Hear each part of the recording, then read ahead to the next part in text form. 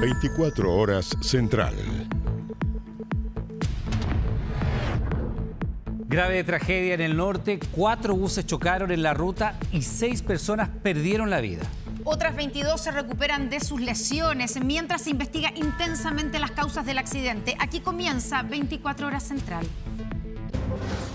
Con el auspicio de San John, ahora es KGM. Te pillé, no grave robos, evítelos. Y Banco Estado, mes de la mujer. Presentamos 24 horas Central.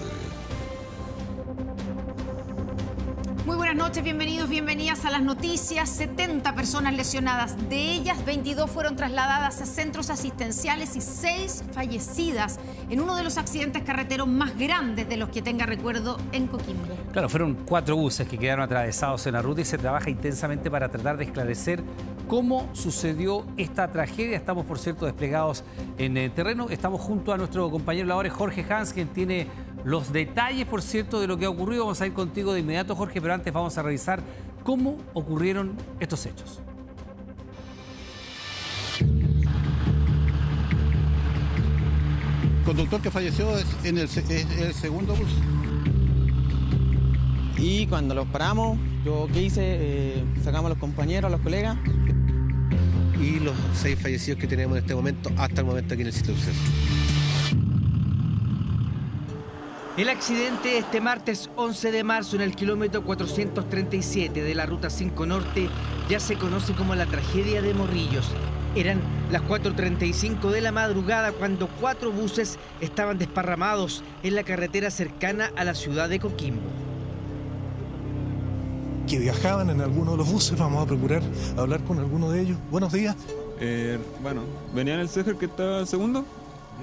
Supuestamente tenía un problema mecánico, el cual se detuvo. Ese fue el vehículo que tuvo un desperfecto mecánico. Correcto. Ya. Pullman Bus de la 23:30 del terminal San Borja. ¿Ya? Ese es el que venía desde Santiago. De Santiago.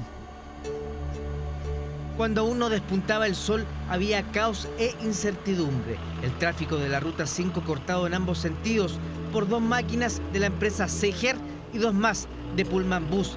El balance preliminar era durísimo. Hay más de 11 personas que fueron trasladadas primeramente a los hospitales de Serena y Coquimbo. De ellas habían 3 en extrema gravedad, 2 de ellas en riesgo vital y los 6 fallecidos que tenemos en este momento, hasta el momento aquí en el sitio de suceso. A medida que amanecía, el taco aumentaba y las teorías sobre el accidente también. Los heridos fueron evacuados a los hospitales de Coquimbo y La Serena y aún no había explicación de cómo habían colisionado 4 buses en un efecto dominó confuso.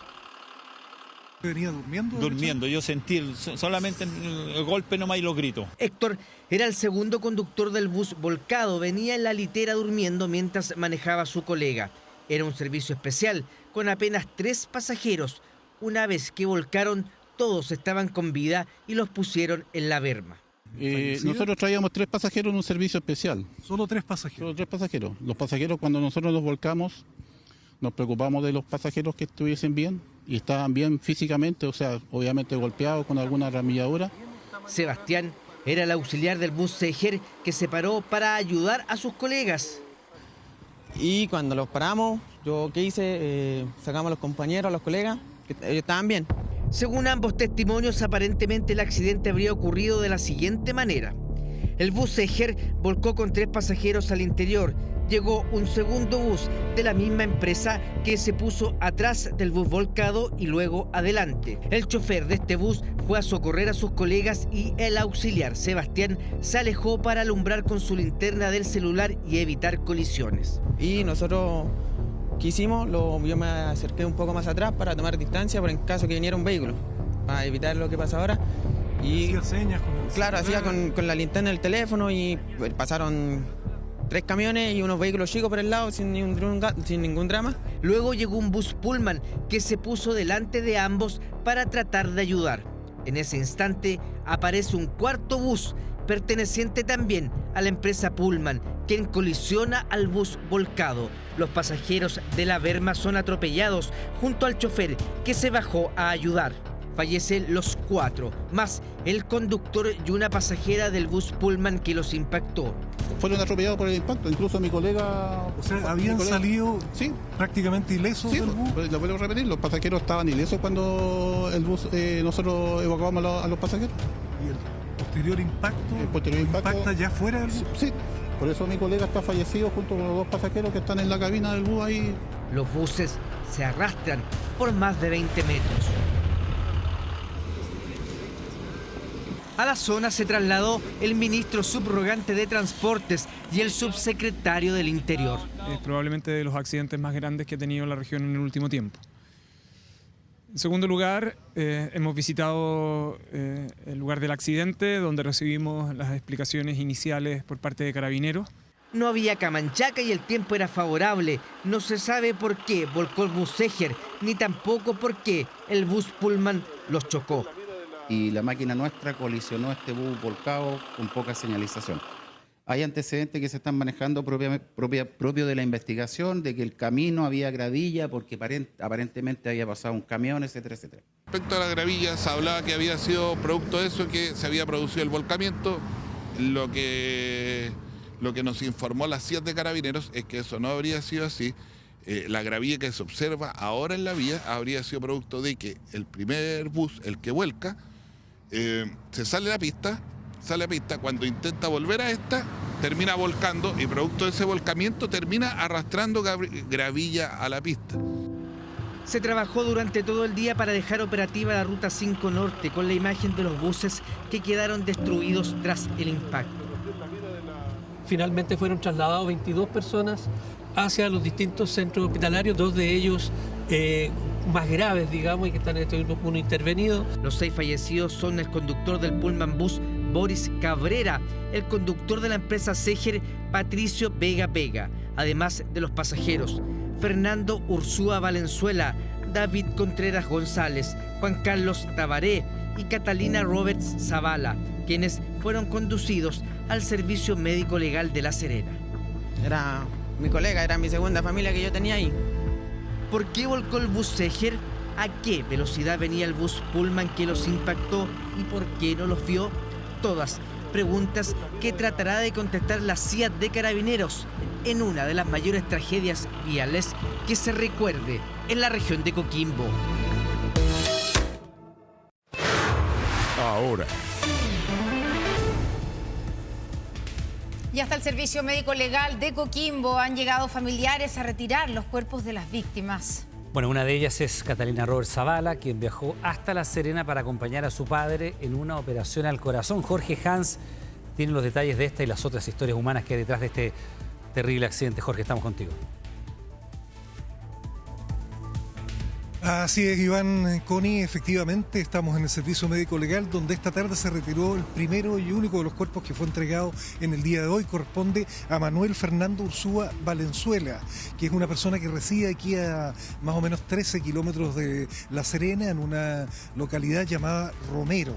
Sus familiares no quisieron entregar declaraciones, pero el cuerpo fue entregado a eso de las 6:30 de la tarde para su posterior sepultación.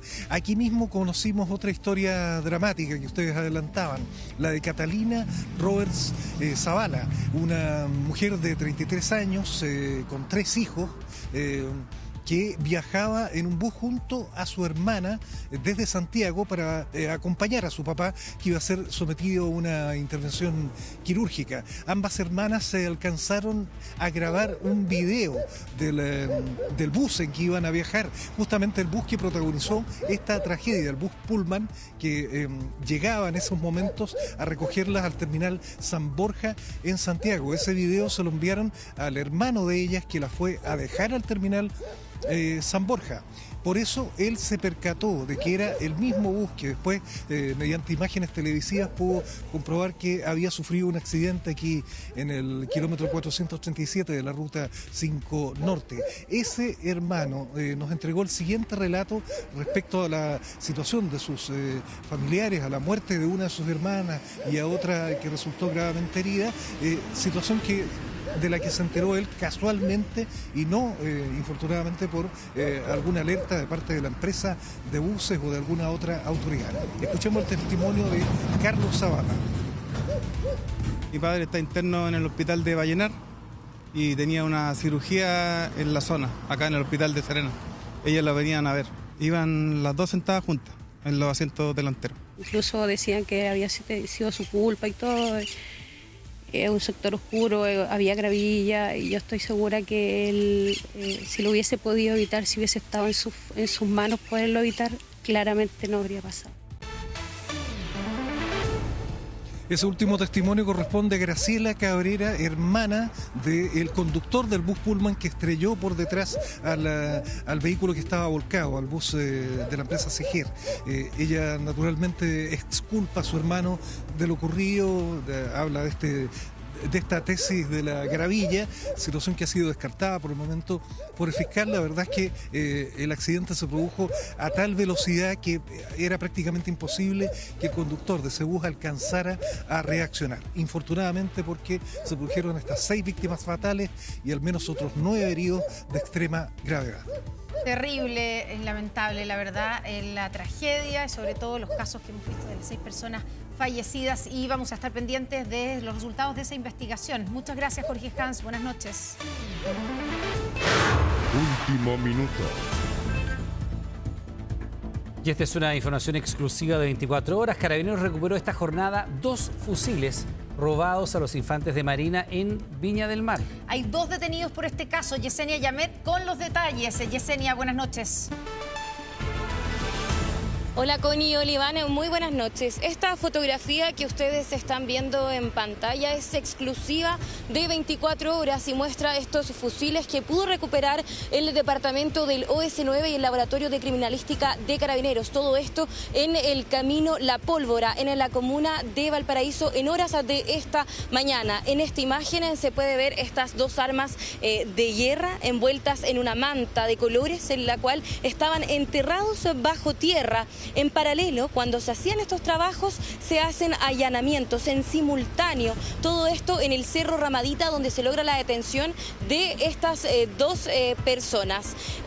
Lo que se sabe hasta ahora es que esta es una investigación que, como ya lo decíamos, es del Departamento del OS9, del Laboratorio de Criminalística, también de la Fiscalía Naval y de la Fiscalía ECO, quienes luego de estas 2 semanas de investigación logran estos resultados. Recordemos que este es un caso que ocurre el 27 de febrero, cuando, según una declaración entregada por la Armada, llegan a 5 encapuchados hasta un centro de entrenamiento de infantes de la Marina, donde ingresan hasta un área protegida disparando y ahí reducen e intimidan a 12 infantes que se encontraban de guardia a esa hora. Ahí logran robar distintas especies, cascos balísticos, chalecos antibalas y estos 2 fusiles de guerra, que lo que es importante de mencionar acá es que estos fusiles tienen un alto poder de fuego. Para que ustedes se den una idea, alcanzan a disparar 625 tiros por minuto. Lo que sabemos también es que en el mercado alcanzan un valor de $4.000, pero es importante mencionar, esto se le vende a gobiernos, a ejército, no a personal civil. En nuestro país la venta de esta arma es completamente ilegal. Bueno, sí, de hecho los fusiles SCAR, que son de origen belga, muchos de ellos son fusiles estos fusiles son de asalto. De hecho, se llaman fusiles de combate especial para fuerzas de asalto. Tienen un altísimo poder de fuego, disparan en ráfaga y, como tú bien dices, es un armamento que difícilmente debiera estar en manos de un particular, incluso los países que son más liberales a la hora de vender armamentos, como por ejemplo Estados Unidos, por ejemplo. Estados Unidos. ¿Hay rifles de asalto que se venden en Estados Unidos a civiles? Sí, pero esto es un armamento muy especial, muy costoso y que normalmente es parte de los implementos que tienen las Fuerzas Armadas a lo largo del mundo. Yesenia, entonces con esto significa que se recuperó todas las armas que se robaron ese día 27 de febrero, ¿o queda algo por recuperar? Las armas, Connie, fueron recuperadas, pero lo que son los cascos balísticos, los chalecos antibalas y las municiones aún no han sido recuperadas. Acá lo que es importante mencionar también es que cuando este asalto ocurre hace 2 semanas, fuentes cercanas a la investigación nos confirman a 24 horas que una de las hipótesis era que acá podrían estar involucrados exfuncionarios de la Armada.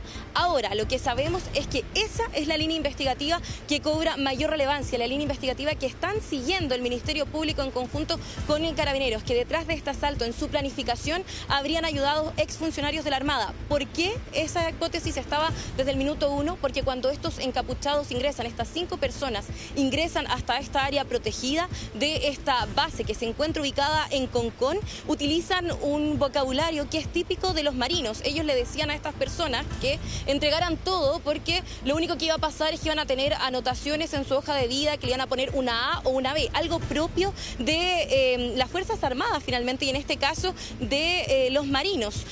Lo que es también importante de mencionar es que esta es una investigación que es bastante rápida. El Departamento de la OS9 y la OCAR logra en 2 semanas posicionar dónde se encuentran estos fusiles y también lograr la detención de estas 2 personas que esta tarde fueron puestas a disposición del tribunal y su detención se amplía por 3 días. El día de mañana se van a entregar mayores declaraciones, se van a entregar mayores antecedentes en el Laboratorio de Criminalística de Carabineros en la región de Valparaíso.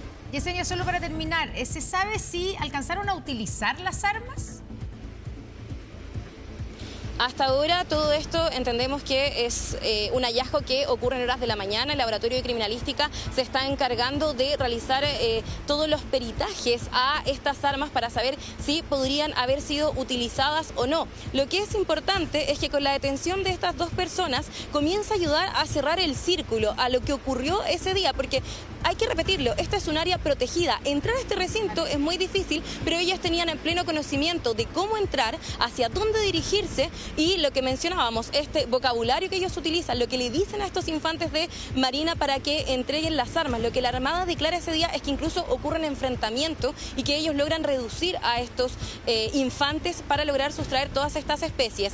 Va a ser clave lo que estos 2 detenidos puedan decir para saber ayudar a la investigación, para conocer dónde se pueden encontrar estos cascos balísticos, las municiones y también estos chalecos antibalas, y conocer si hay o no exfuncionarios de la Armada vinculados a este violento asalto que el 27 de febrero impactó a todo el país.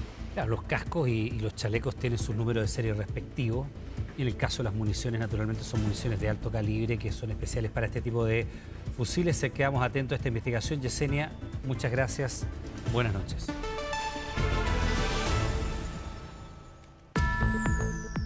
Él es Hernán Landaeta Garlotti, alias Satanás. Y él, el otro, Carlos González Vaca, alias Estrella, importantes miembros del Tren de Aragua aquí en nuestro país. Sí, Estrella es el que aparece de lentes y el otro es Satanás. Son parte, por supuesto, de esta cúpula. Desde su llegada dejaron un rastro de extrema violencia y crimen en nuestro país. Ahora, tras las rejas y bajo fuertes medidas de seguridad, enfrentan a la justicia. Hace casi 3 años, la policía logró dar el primer gran golpe al Tren de Aragua en Chile. Algunos de ellos eran buscados internacionalmente por extorsión y secuestro con homicidio. En esa ocasión fue detenido Carlos González Vaca, apodado como el Estrella. Es indicado como uno de los líderes de la organización en nuestro país. Según pudo establecer la investigación, el Estrella reportaba directamente a los líderes de la megabanda, cuyas cúpulas o directivos que están organizados piramidalmente en una estructura jerárquica en otro país, en este caso Venezuela. Fue detenido en Quilpué, en un condominio donde aparentaba llevar una vida normal, pero se le acusa de una larga lista de delitos. Junto a él también fue detenido Hernán Landaeta Garlotti, alias Satanás, uno de los principales sicarios de la organización venezolana. Interpol ya había emanado 2 alertas internacionales para su captura. Llegó a nuestro país escapando de la justicia peruana.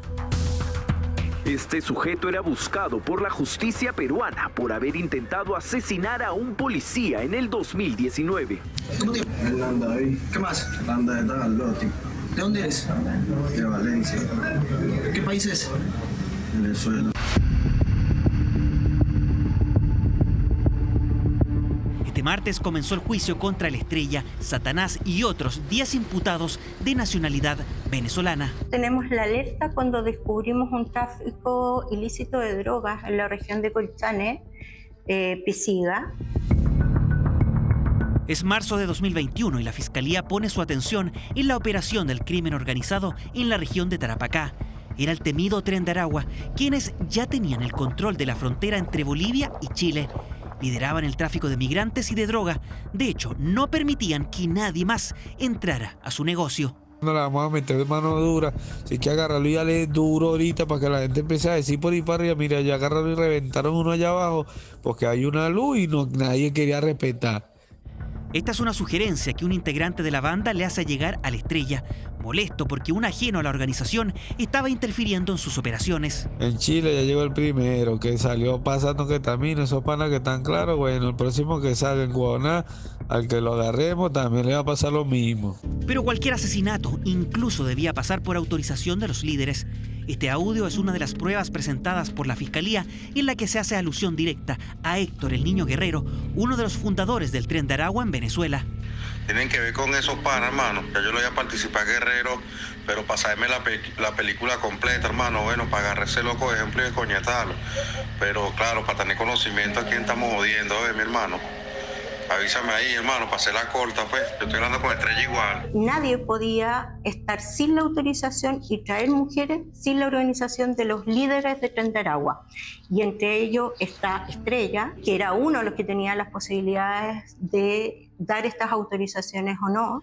Estrella era el líder de la organización a nivel local. Esta es una conversación de WhatsApp entre él y Satanás, quien le pide instrucciones. Indícala, matamos a estos mamahuevos. Van pa' muerte, parro. ¿Estás claro? Ya vamos a finiquitar esta lírica. Bien hecho. Satanás le envió por WhatsApp un video que muestra un cruento asesinato. Hermano, ven para allá, vamos, me acuerdo. Este material también consta entre las más de 1000 pruebas documentales y evidencias que el Ministerio Público presentó en el inicio del juicio. Una audiencia que se desarrolló en medio de un amplio operativo policial en Iquique. El delito de tráfico de droga acá no es un delito aislado cuya pena va en 5 años y un día, no. Estamos frente a una estructura criminal, como lo señalé desde un principio, con un líder y además con distintos bandos o estructuras en la cual van realizando sus funciones. El juicio se extenderá por al menos 45 días. Se presentará la declaración de más de 200 testigos y 38 peritos. En el caso de la Estrella, la Fiscalía pide 2 penas de presidio perpetuo calificado y una perpetua simple. No se dialoga, se actúa.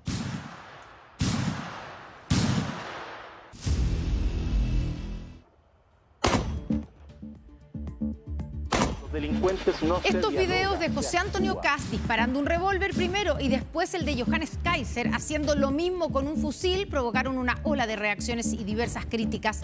Con ellos, ambos candidatos presidenciales entregaron mensajes que apuntan a combatir la delincuencia, una temática que obviamente marca la ya iniciada carrera presidencial. Aquí nos jugamos la vida de millones de chilenos que están en peligro hoy. No más garantismo. 39 segundos dura el registro que ya suma casi 100.000 reproducciones. Uno que se divide entre imágenes de la moneda y el candidato presidencial del Partido Republicano, pistola en mano. Con los delincuentes no se dialoga, se actúa. Me parece que esto es muy complejo. Inaceptable en un Estado de Derecho. ¿Está bien?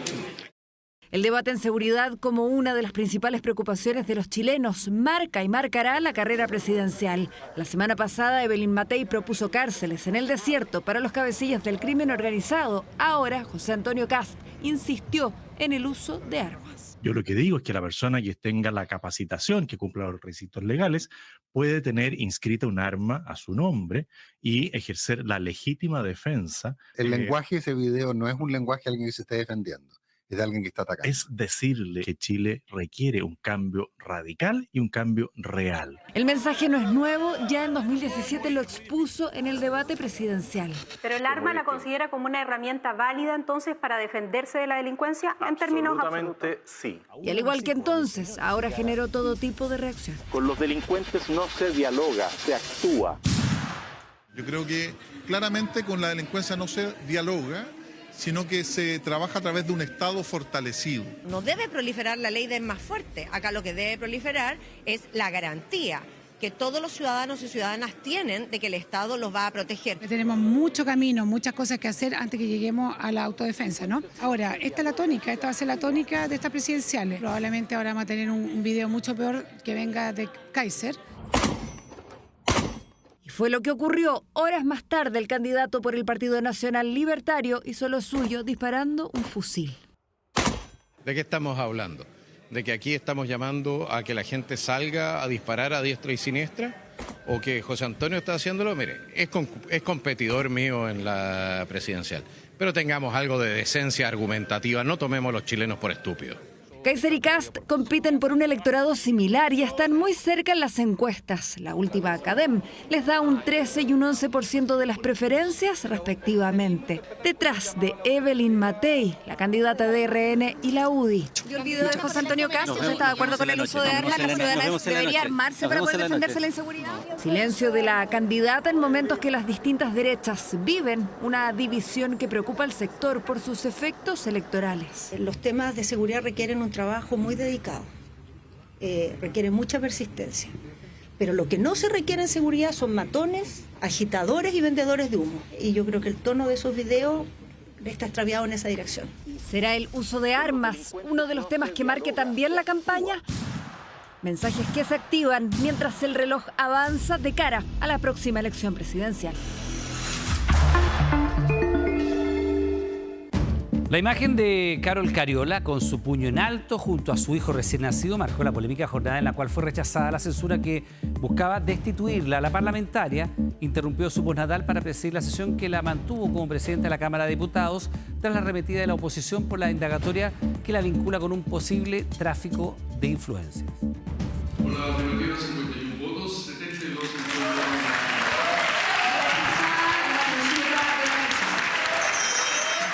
Quienes presentaron esta censura quisieron extender al plano político una injusticia que se ha cometido conmigo y también con mi hijo. Con voz entrecortada, la presidenta de la Cámara de Diputados abordó el fin de una polémica sesión, una donde sortió con éxito la censura que buscaba destituirla de su cargo. Hola, buenos días. Buenos días, ¿cómo están? Buenos días. Con su hijo de tan solo 9 días de edad, Carol Cariola llegó al Congreso para presidir en medio de su postnatal la sesión donde se votó la censura, impulsada luego que se conocieran conversaciones entre la parlamentaria y la exalcaldesa de Santiago, Iracy Hasler, chats que son investigados por la Fiscalía en una causa por presunto tráfico de influencias. La Cámara de Diputadas y Diputados no se puede seguir prestando para estos shows y menos para dañar a una madre. Creo que ha rondado una falta de humanidad tremenda. Yo creo que es de amateur haber impulsado esa censura y por eso no la apoyamos. Con 72 votos se rechazó la acción en su contra, incluso parlamentarias de oposición se ausentaron de la votación y otras con muestra de cariño le hicieron saber su voto en contra de la censura, rechazo tan comentado como la presencia de Cariola y su hijo en la testera de la Cámara de Diputados. Acá hay un tema de fondo y no de forma. Yo de verdad que lamento cómo se han dado las situaciones. Pudo haberse tomado del postnatal que ella tiene y no estar acá. Nadie la obligó a traer a su bebé. Parece que utilizar más a un niño como objeto que como sujeto de derechos.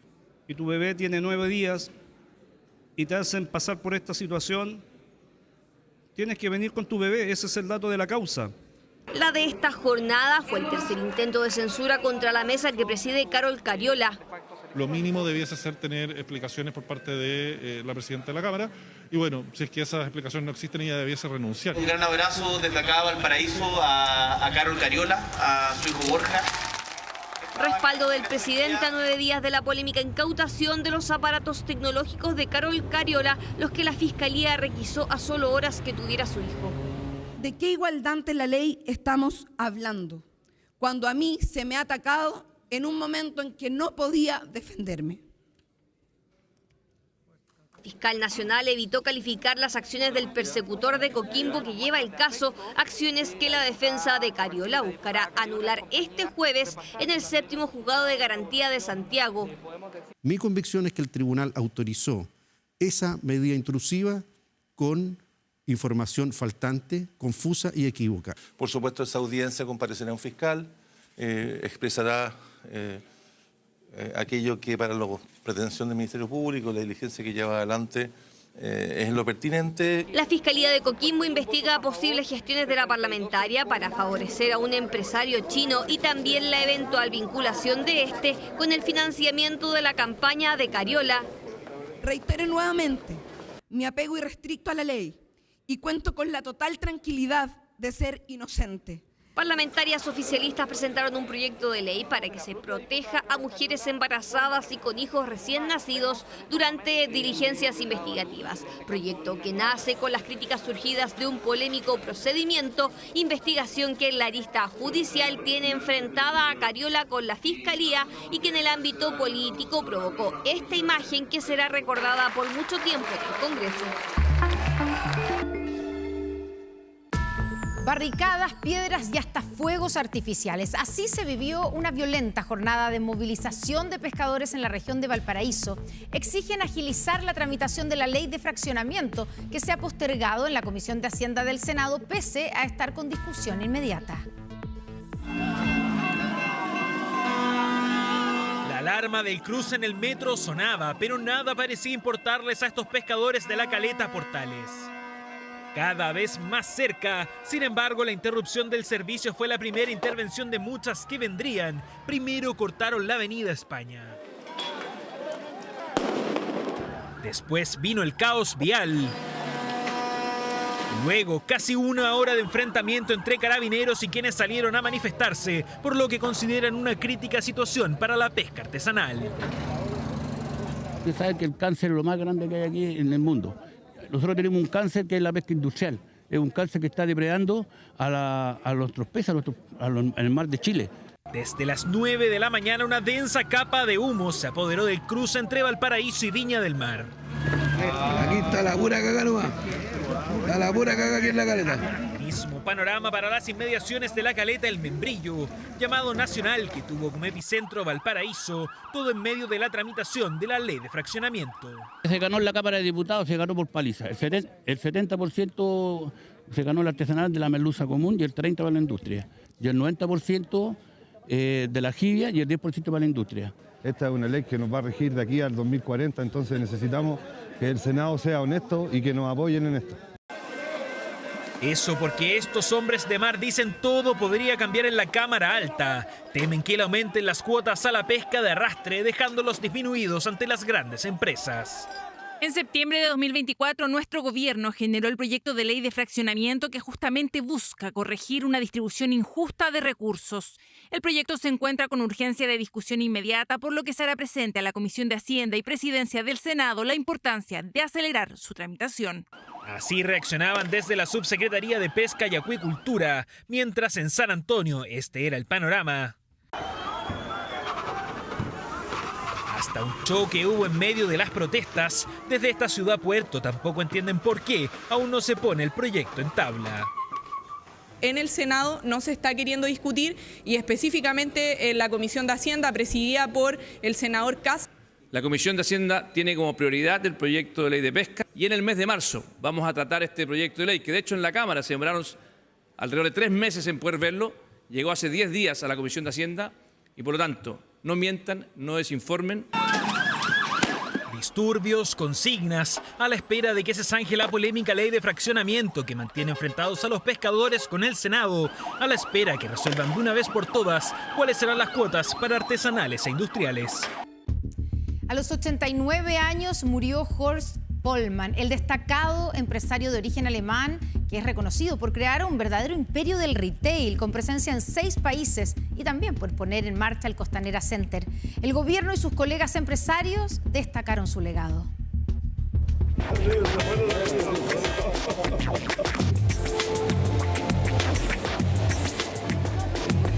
Sabes que yo tengo una suerte tremenda porque tengo piel de elefante. Así se definía hace 9 años el empresario Horst Pollmann. Transcurría 2016 y un sistema frontal generaba el desborde del río Mapocho, inundando completamente su mall, el Costanera Center.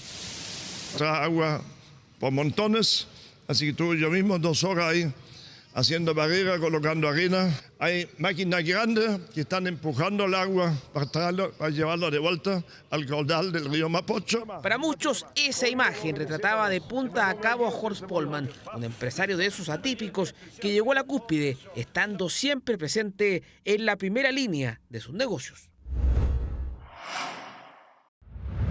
Así, a primera hora, el holding Cencosud comunicó el fallecimiento de Horst Pollmann a sus 89 años, un migrante alemán que llegó a Chile en la década de los 50 y que desde ahí, sin estudios universitarios, construyó uno de los consorcios de retail más importantes de América Latina. Cuenta la leyenda que comenzó vendiendo frutillas. Su primer supermercado fue Las Brisas en Temuco, pero con los años su imperio fue creciendo. Aquí, donde se encuentra hoy, el Alto Las Condes, construyó Horst Pollmann en 1976 el primer hipermercado de Chile. Jumbo era su nombre. Un hipermercado que era una propuesta de valor inédita, 4.000 metros en su origen, después 10.000 metros, cosas que eran inéditas hace 40 años y que hoy día siguen siendo muy atractivos, pese a la irrupción del comercio electrónico. Sin embargo, la obra más emblemática de Pollmann, sin duda, es el Costanera Center y su torre, que puede observarse desde diversos puntos de la capital. ¿Es quizás el proyecto más importante de su vida empresarial? Es el más importante, por eso nos hemos demorado 16 años, porque no es nada fácil. Un proyecto que sufrió varias postergaciones y una polémica puesta en marcha, hasta que en 2012, con un récord de visitas, abría sus puertas. Allí, el entonces ministro de Economía, Pablo Longueira, comparaba a Pollmann con Simón Bolívar y este respondía con otra curiosa analogía a propósito de su torre, la más alta de Sudamérica. Esto es como la Torre Eiffel cuando se construyó, que todos los franceses estaban en contra. Hoy día todos los franceses están felices. Horst Pollmann fue un hombre visionario y referente indiscutible del mundo empresarial, un ejemplo de cómo convertir un emprendimiento familiar en una multinacional. Hoy despedimos a un gran empresario, Horst Pollmann, quien cambió radicalmente la manera de hacer empresa y retail en Chile. Hoy más de 120.000 trabajadores se desempeñan en Cencosud. Según Forbes, la fortuna de la familia ronda los 3.700 millones de dólares. Hasta 2023, Pollmann era el segundo hombre más rico de Chile y se ubicaba dentro de los 400 más millonarios del mundo. Sin duda una persona que al país ha contribuido en la generación de empleo y de crecimiento, y enviamos nuestro más sentido pésame. Siempre fue de esos empresarios de overol o de delantal, no se contentaba con mirar ciertos los negocios desde un directorio. Y ese overol lo mantuvo vigente hasta sus últimos días. Es que pese a su retiro de la primera línea de Cencosud, eran constantes estos registros donde se le ve visitando los supermercados de su cadena. A los 89 años falleció Horst Pollmann Kemna, el histriónico empresario alemán que llegó a Temuco y que en 2006 recibió la nacionalidad chilena por gracia.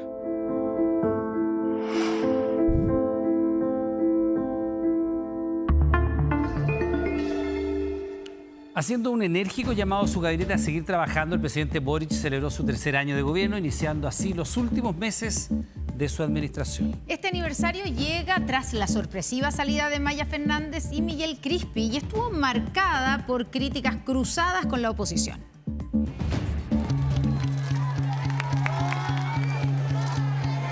No nos conformemos solamente con los que piensan como nosotros.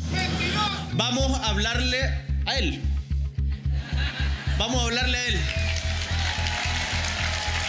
Fortuita interpelación en pleno aniversario por su tercer año de gestión, porque de cara a los últimos 12 meses, Boric ha sido enfático. Aún queda gobierno. Mensaje directo del mandatario, quien acompañado con parte de su gabinete, celebró los logros y remarcó los desafíos de una administración que para el presidente no puede padecer el síndrome del pato cojo. Estamos iniciando el último año de gobierno. Yo les digo, acá no hay despedida. Hasta el último día de mandato. Yo soy futbolero. Nos quedan 30 minutos de partido, el 25% de gobierno. Es mucho tiempo. Iniciativas como la reforma de pensiones, el Ministerio de Seguridad y el copago cero que fueron celebrados por el mandatario. Discurso de cerca de 30 minutos en donde los recados no faltaron. Yo les diría a la derecha que en vez de todo el tiempo que le dedican a estas cosas se preocupen de las cosas que realmente le importan a la ciudadanía. Emplazamiento en una jornada marcada por las críticas cruzadas. Los distintos sectores de la oposición no olvidaron el día. Republicanos que ya habían catalogado a esta administración como el peor gobierno de la historia, y luego que la UDI publicara este video, su candidata presidencial hizo un balance de los 3 años del gobierno. Durante 3 años, Chile ha sufrido por un gobierno de improvisaciones, de corrupción y de malas decisiones. Y uno se pregunta en qué mundo están viviendo. Decir que hoy día estamos mejor el país que cuando ellos llegaron, realmente no veo en qué se basa. Un aniversario marcado en horas previas por la abrupta salida de Maya Fernández y el influyente jefe de asesores de la presidencia, Miguel Crispi. Un gobierno que pretende terminar como lo ha señalado el presidente, donde se va a jugar hasta el último minuto del partido.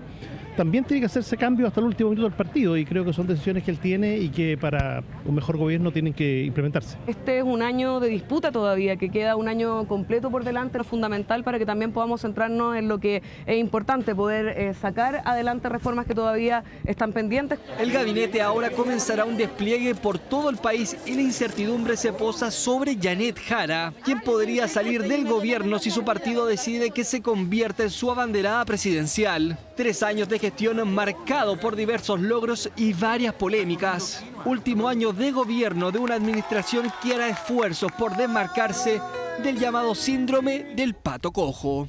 Cerca de Morrillo, significativo, que se ha visto refrendado.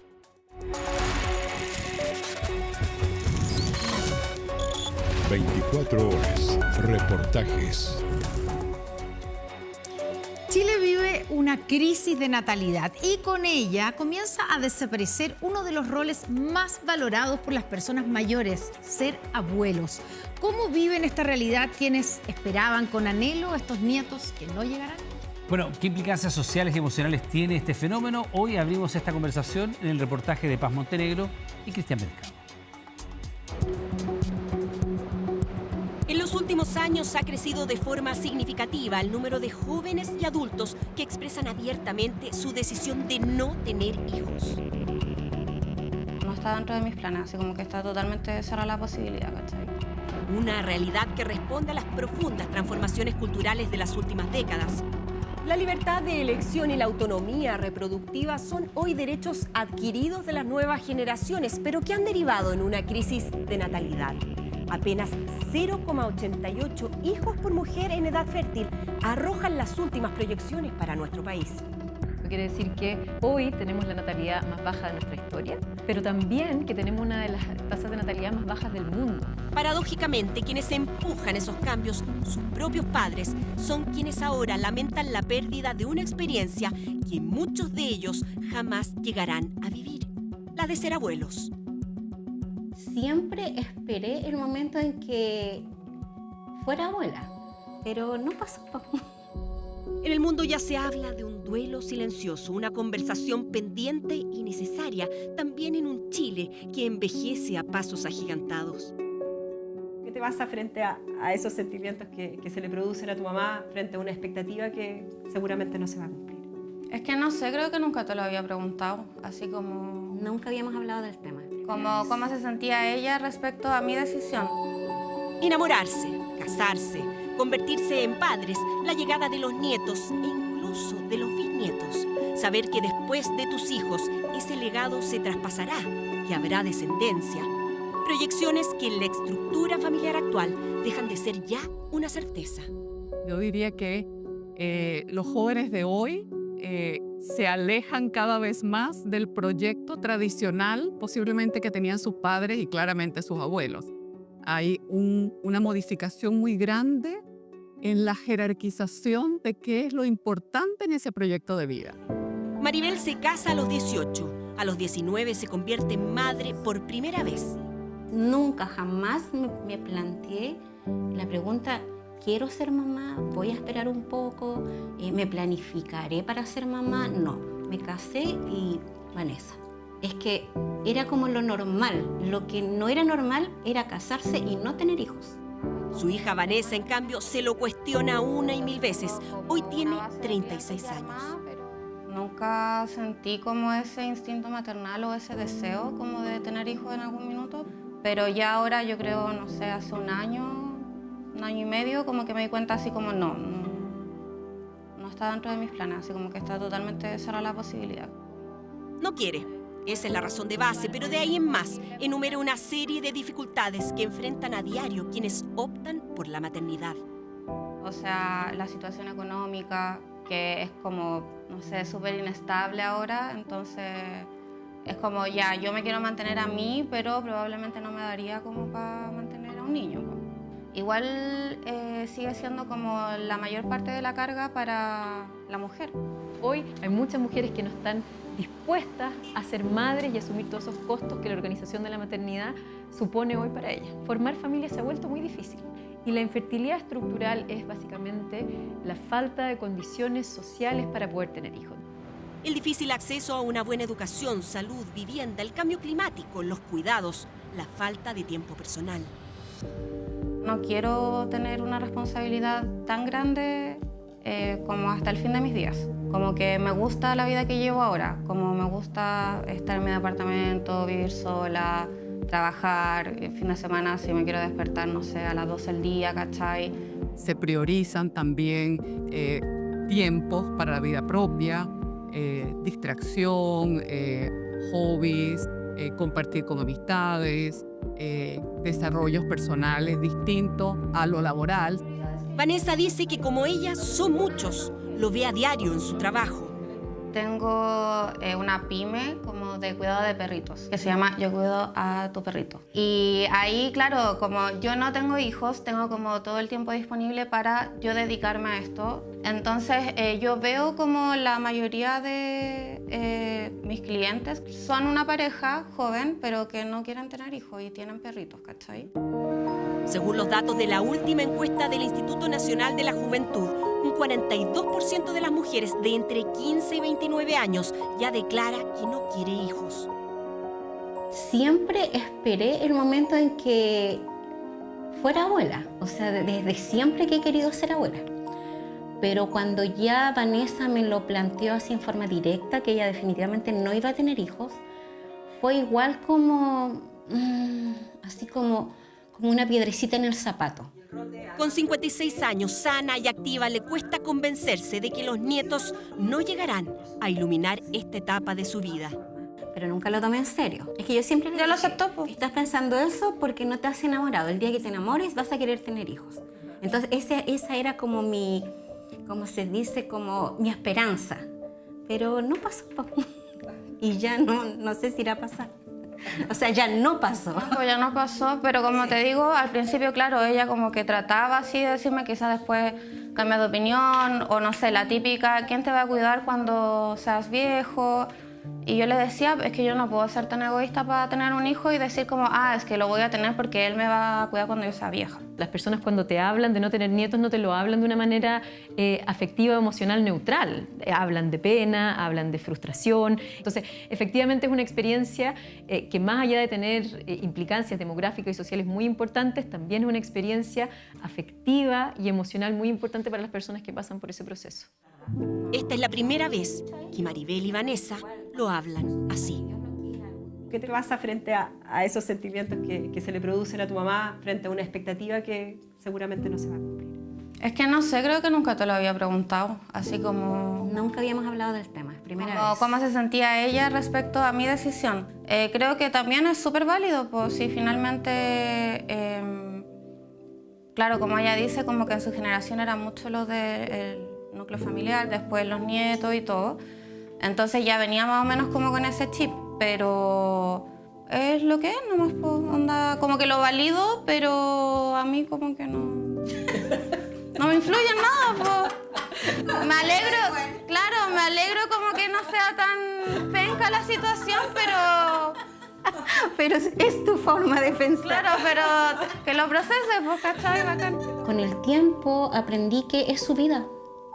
Yo en unos años más no voy a estar y es ella la que está decidiendo por su futuro. Si ella no se siente capaz o simplemente no quiere tener hijos, Lo respeto totalmente, o sea, en lo que ellos decidan yo los voy a apoyar siempre, pero no por eso no te digo que se siente algo. Abrir la conversación, sentirnos con la libertad de decir lo que queremos en nuestro proyecto de vida y los padres también de manifestar sus sentimientos con los hijos, creo que se produce ahí una sanación, una ayuda en poder sobrellevar mejor esos duelos como otros duelos de la vida, ¿no? Yo creo que más que nada esto es como una pena porque tal vez lo que yo imaginaba en mi vejez no se va a dar. Pero tampoco quiero ser egoísta y decir, pucha, yo quería esto y ellos no me lo dieron. No, es que yo tenía una expectativa y si no se da, mi expectativa irá por otro lado. Los expertos recomiendan nuevos intereses y relaciones que eviten que esa ausencia se transforme eventualmente en soledad.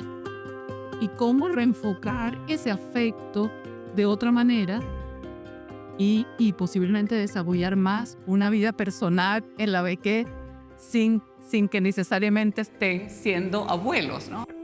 La disminución o falta de redes familiares supone desafíos urgentes en términos de cuidados. En el caso de Maribel, su preocupación se centra también en su hijo Bastián, de 25 años, quien tiene una discapacidad.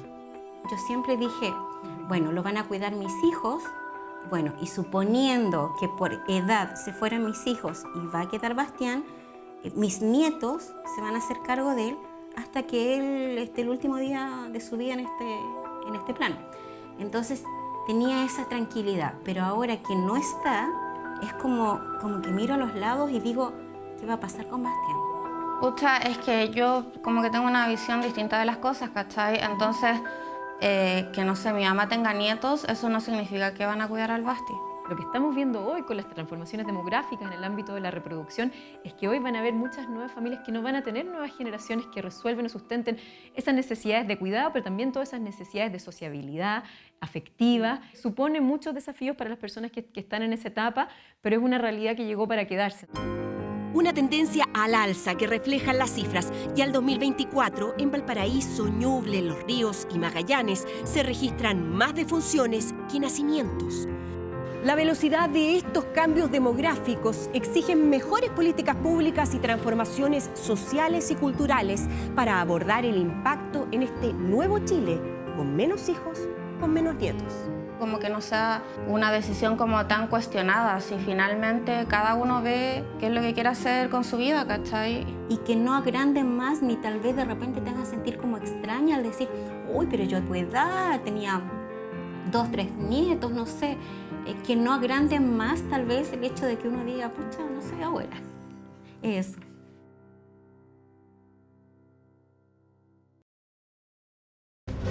Ya volvemos con 24 Horas Central. Estamos viendo 24 Horas Central. Ahora. Bien, ya estamos de regreso en las noticias. Le contamos que las candidatas presidenciales siguen desplegadas. El apoyo formal del piñerismo, liderado por Cecilia Morel, recibió la banderada Evelyn Matei, mientras que Carolina Toá abordó la polémica con el Partido Comunista en un conversatorio que tuvo lugar en la comuna de Lo Prado. Estamos con Agustina Álvarez, quien tiene los detalles de ambos actos. Agustina, ¿cómo te va? ¿Qué tal? Buenas noches. Iván, muy buenas noches. Claro que sí, en un acto conmemorativo realizado precisamente aquí en los jardines del ex Congreso, es donde se buscó recordar ese 11 de marzo de 2010, 15 años atrás, cuando Sebastián Piñera entonces llegó al Palacio de la Moneda como presidente de la República por primera vez. Harto ha sido la polémica o la diferencia que se ha mostrado entre las derechas respecto a este concepto del piñerismo, pero lo cierto es que para Evelyn Matei el piñerismo es importante, refleja, dice ella, o bien es sinónimo de la experiencia, y es por eso de que el apoyo del piñerismo a Evelyn Matei quedó sellado, se concretó a través de un abrazo entregado por la viuda de Sebastián Piñera, Cecilia Morel, a la candidata de RN y la UDI. Hubo un intercambio de palabras, pasamos a revisar ese momento a continuación. Y que nos unamos bajo el liderazgo de nuestra querida Evelyn. Por eso, Evelyn, tú eres la esperanza de este país. Seamos nosotros mejores, porque los tiempos serán mejores. Un abrazo a todos ustedes Gracias por estar acá. Vamos a levantar Chile, lo vamos a hacer todos juntos y Chile va a volver a ser el país del que todos nos vamos a sentir orgullosos. ¡Que viva Chile!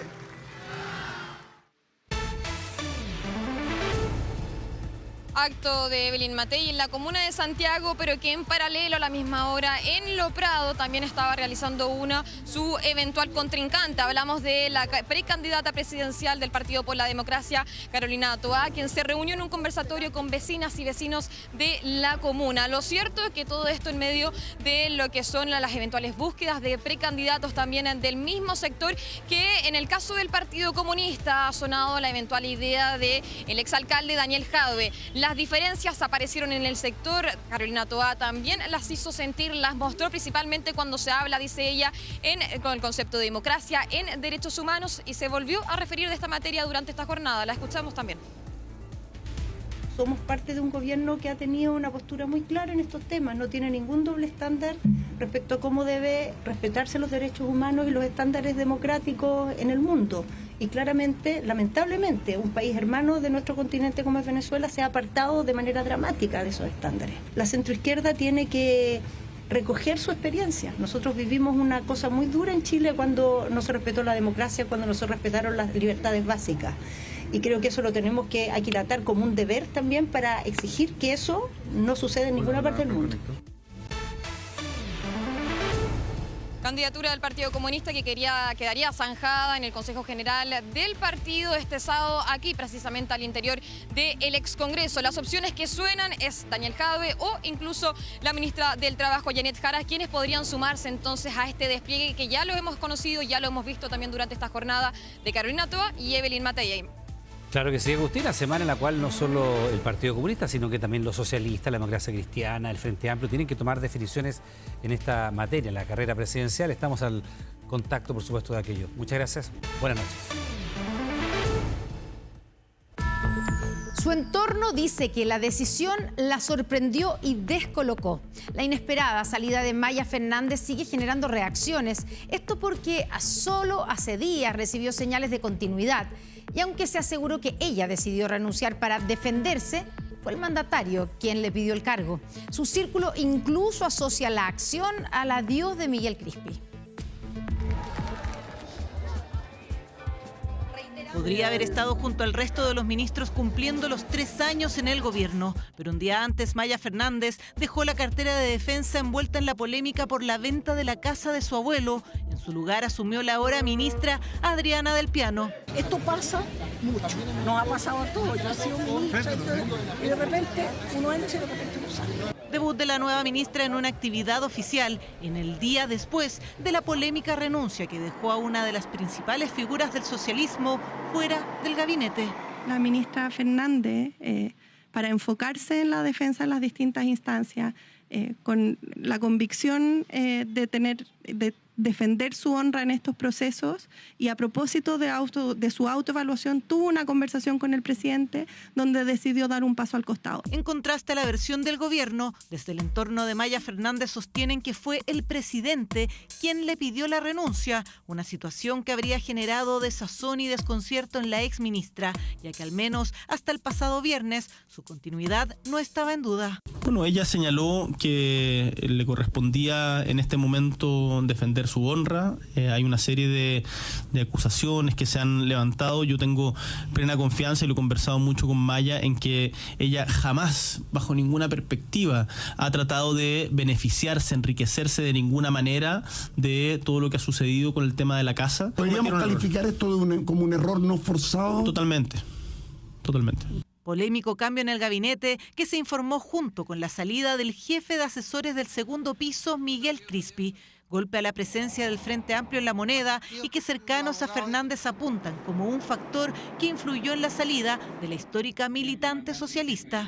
Yo creo que a veces ha habido una obsesión contra la figura de Miguel Crispi como si él fuera el responsable de todos los males. Lo que menos queremos es que haya o empate o un neteo entre dos salidas que fueron significativas, Miguel Crispi y Maya Fernández, porque han asumido roles distintos y ella injustamente, a mi juicio, sigue en una acusación constitucional que yo creo que se va a debilitar.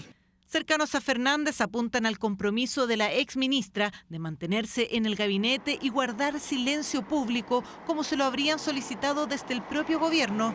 Renuncia que se produjo después de conocerse un nuevo antecedente, el aumento en el valor de la casa de Allende en más de 100 millones de pesos durante el proceso de venta. El número 134 de la diputada Emilia Schneider. Fuera del ministerio, Maya Fernández deberá enfrentar una acusación constitucional, instancia cuyo sorteo definió a una mayoría oficialista a cargo de la revisión del libelo. Pero yo quiero decir desde ya que me parece que esta es una lamentable pérdida de tiempo en el Congreso.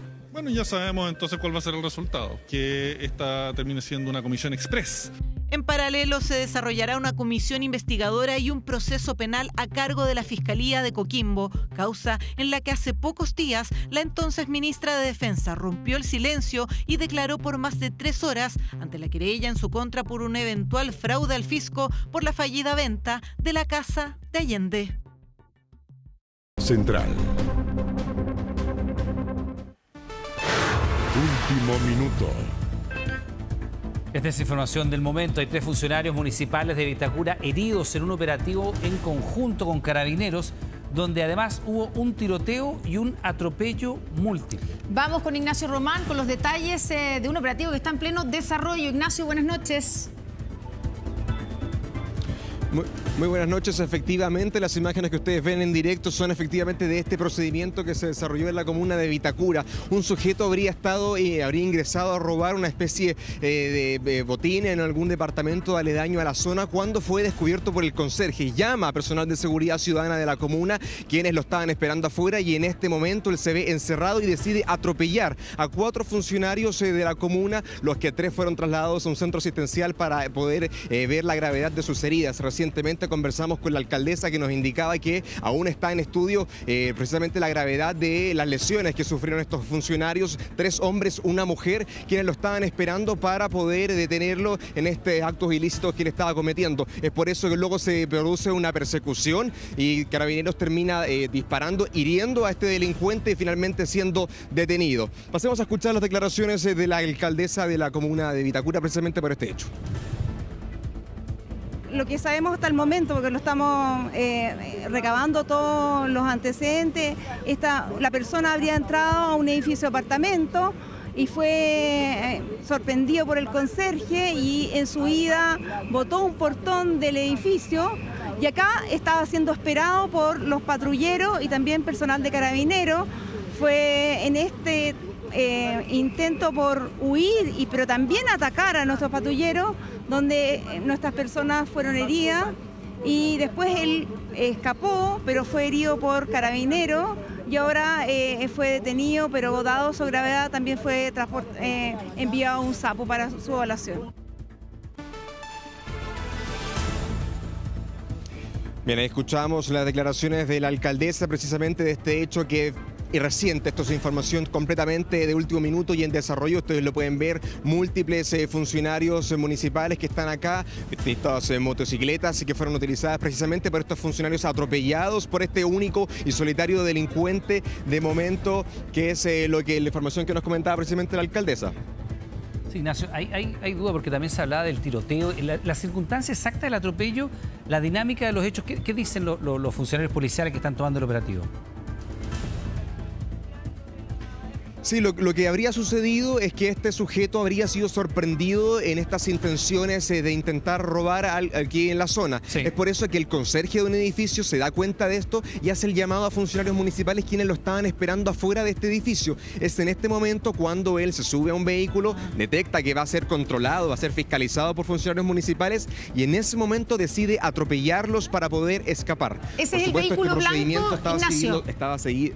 Sí, solo para entender porque estamos viendo las imágenes. Ese es el vehículo blanco, ¿cierto? La persona que estaba intentando robar un edificio se sube al vehículo blanco y en ese vehículo atropella a los 3 funcionarios. Ahí está el momento que estamos viéndolo en pantalla.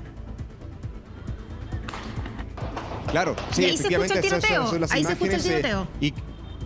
Sí. De hecho, yo los quiero dejar inmediatamente con ese sonido de la balacera para que todos podamos escuchar.